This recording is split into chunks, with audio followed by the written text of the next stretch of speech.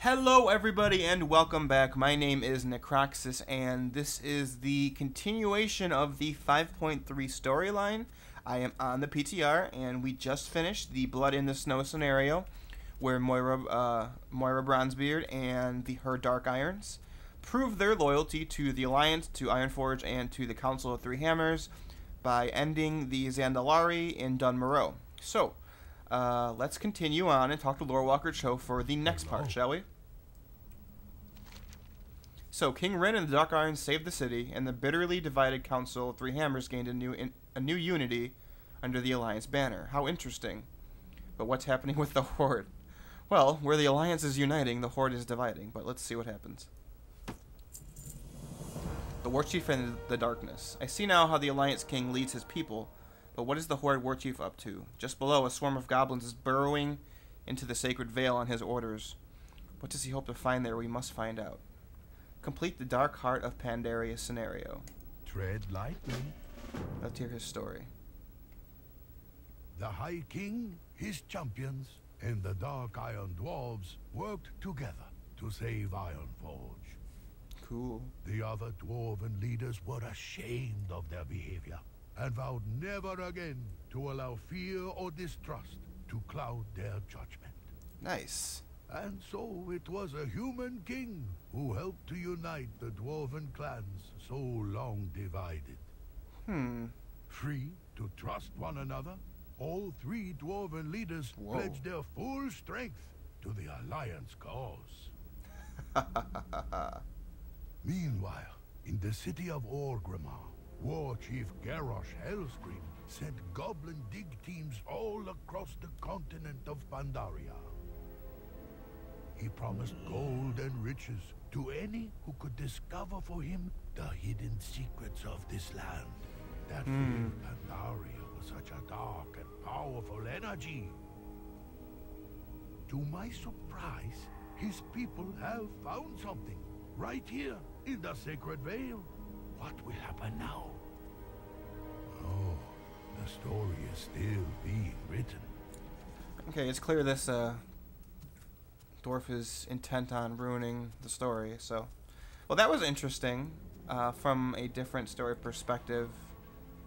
So unlike the 5.1 scenario with Tyrande that I absolutely hated, called A Little Patience, I'm assuming that the Blood in the Snow scenario is another part of the, quote, Trials of the High King that Metzen was mentioning a few BlizzCons ago, where Varian has to prove himself to the other Alliance leaders, essentially. But in this one, he doesn't really prove himself. Moira basically proved herself to the Council, but Varian just facilitated it. So it's interesting. I like that a lot more than Tyrande being an idiot and Varian basically telling her she's an idiot. So now let's do the next part, the Dark Heart of Pandaria.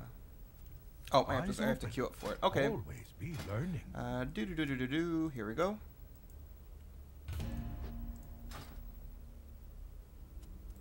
And I have to say, as an Alliance player, seeing all those forces just lined up was amazing. It's pretty sweet. Come on, this shouldn't take too long. The other time I cut the video when it was literally 5 seconds that I wasn't recording, and then it popped right away. Here we go. So this is the, I suppose you could say, somewhat controversial, because everyone's, if you're a fan of the lore and theory crafting, you already know what happens in this one, like I do. But I was always content on just playing it first and waiting to see what happens before definitely saying, oh, old gods are corrupting Garrosh. Because I'm pretty sure that's still not what happens. Alright, let's start this whole thing. Oh, thank the laws of physics you're here. Found something down there. Something huge. And all of a sudden the rocks started fighting back and everyone went crazy. It's bad business. Please, just make it all stop. Okay. What do we have to do? Slay Utharges? What's this? Utharges' shield. You can kill lesser elementals around him to reduce his shield power. I see. Okay. So we have to kill these minions first, and then kill him. So the goblins, as they always do, are causing trouble because they're digging around and they're unearthing shit. You know, dwarves do that too, but they don't seem to have much of an issue with it. As the goblins tend to do.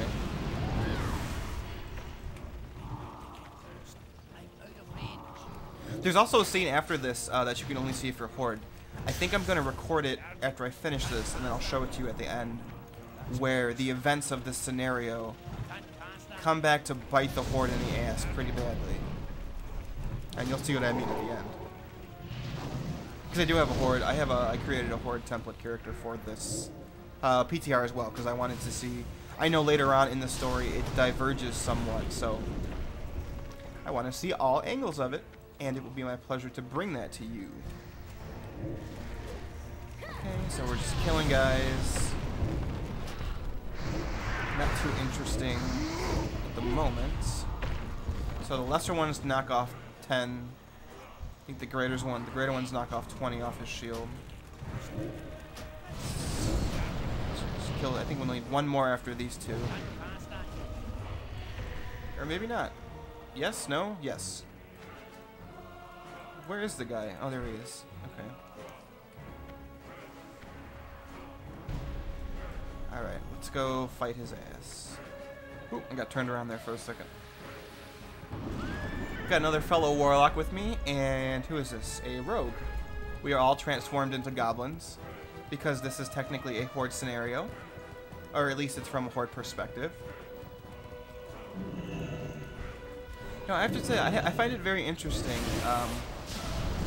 that we're reliving these events, but I'm pretty sure Lore Walker Cho at the very beginning said that all of these had literally just happened. So I find it interesting Blizzard chose not to do this in the present time, but in the very, very, very close past. I don't know, it's just a change of pace that I find curious. Not necessarily bad or good, it's just interesting. Okay. Got him. Now what's next? Oh, oh. I missed what it said. We have to collect artifacts for Gear Slip while his workers clear the mine entrance. Okay. What are these? Oh, I got these things? Okay. So this is a run around and grab things. Do I just run over them? Yes, I do. What is... Pick up a book to receive a combo bonus. Pick up a book. What book? The one over here? This is a book. Book. Oh, cool, I see.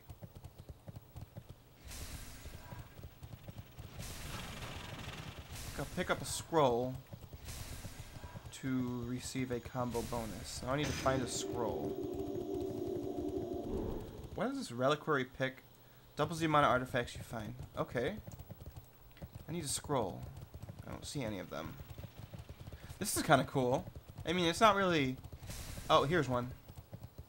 It's not really, like, super interesting, but it's different. And I can appreciate Blizzard still trying to add more variety of things into the game. You know, considering this game is, what, 9 years old? That's pretty remarkable. Props to Blizzard. What do I need? A vase or a vase? Here's one. Okay, we're up to 80. My allies are fighting enemies. I don't think they understand the point of the scenario. Look how big this area is. It's pretty cool. There's a Mogushan Palace.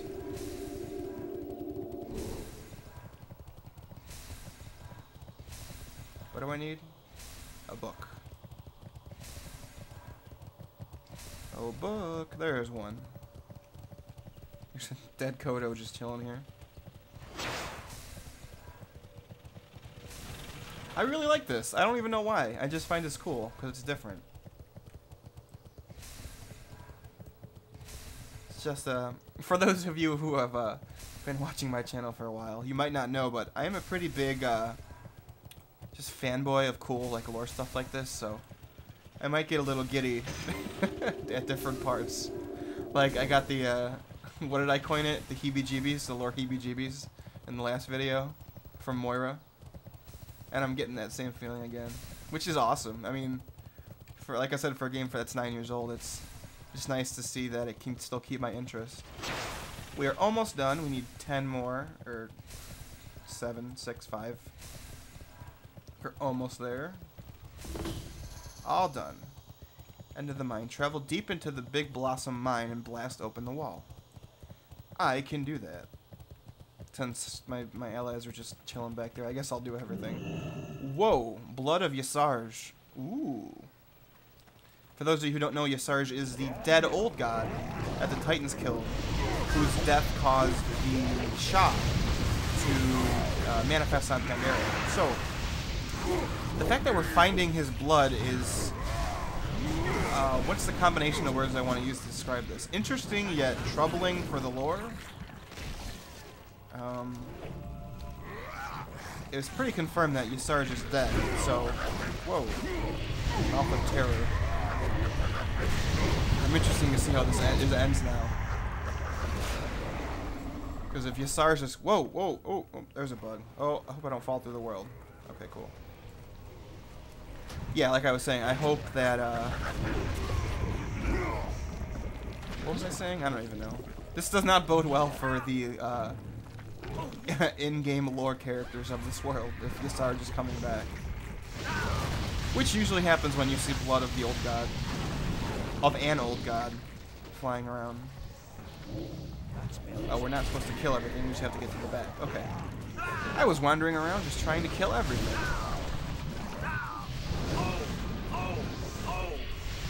I love the goblin hurt sounds.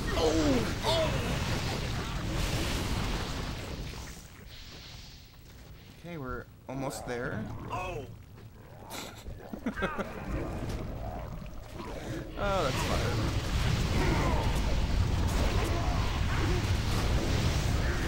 Did we rescue that guy that was just chilling over here? I think we did. The big one. What do we have to do? Oh, I guess just walk over there. The final part. Heartbreak. Destroy the echo of Yasarj. Ooh, what? What is this? What is this? Oh my god, what is this? It's like a Titanic Watcher, but a Mogu. Containment failure. Active defense matrix enabled. Oh no, what? Whoa, what is going on here? So the guy got possessed by Yasarj? Or was he Yasarj the whole time? I don't know. Power units activated. The echo of... Oh my. That was Yasarj speaking to us. And he's speaking in demonic. I don't know if that's intended or just a tooltip error, or a file error. Because why would a old god know demonic? They don't deal in demons, they deal in, no, faceless ones and stuff. Or at least Yogg-Saron does.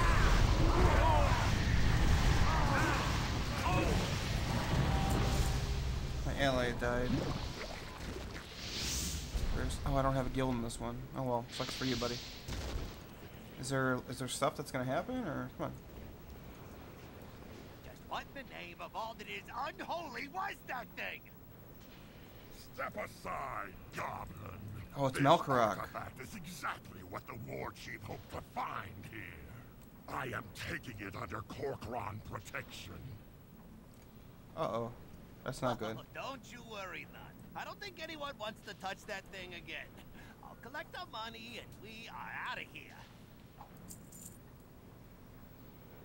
Hey, what is this, huh? This is barely a fifth of the promised payment. You are paid for all workers present, Foreman. The war chief does not compensate the dead.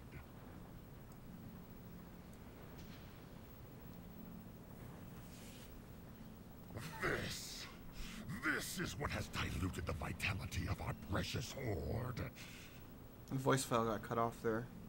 The war chief graciously permits the families of the dead to live in his city. To die in the service of the horde should be a great honor. But you see it as another opportunity to line your filthy pockets.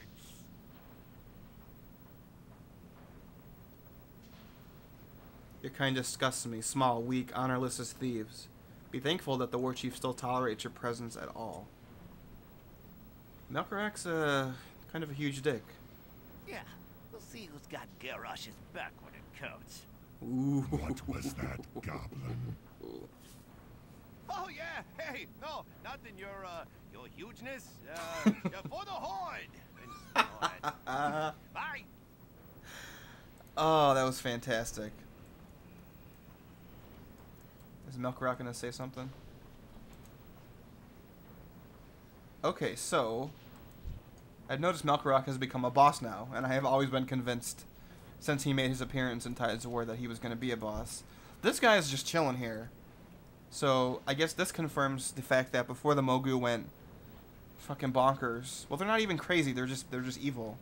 Before they decided to go super evil, they were Titanic Watchers, similar to the Ulduar ones. And they were watching over whatever this is. I don't know what this is supposed to be.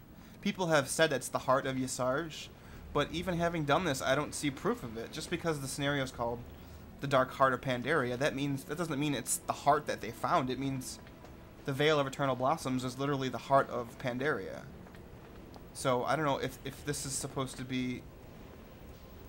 I don't know what this is. Is this just like his essence? Well, this is the heart of Ysarge. Okay, well I take that back then. This is the heart of Ysarge. But what? I guess the Echo was just a random goblin that got possessed. Look at his arm. That looks pretty cool. So, whew. Well, that was sure Lori. The very last part. Look at there's whatever these are called, like the same kind of things you see in Elegon and in Ulduar. Wow, this is kind of a cliffhanger, because this guy's still chilling here. He basically said, what, containment failure? Yeah, I think that's it. And one final thing I wanted to mention was I'm guessing this is to show that now the Bilgewater goblins are no longer going to be rooting for Garrosh's horde. Because if it's one thing you don't do with the goblins, it's not pay them what you're supposed to. So now who do we have against Garrosh? We have Lorthamar and the Blood Elves. We have Vol'jin and the Darkspear, which we will get to much later on, and you'll see exactly how far that goes. We have Bane and his Tauren, and now we have the goblins, the Bilgewater goblins. Who's left that who is actually left that we haven't seen confirmed leaving yet? The Forsaken, who have always had one foot out the door anyway, and it was just an alliance of convenience. And we have Garrosh's orcs. So Garrosh is getting forces kind of low here, but I think that's it. Let me exit the scenario. So that was cool. I think that's it. Yep. I'm going to end the video here. Thanks again, guys. My name is Necroxis, and this has been the second part of the 5.3 story on the PTR. Actually, I'm not going to end it here. I'm going to cut to my Horde alt, and I'm going to show you a little scene that happens because of the goblins digging in the Vale. Alright? I will see you then.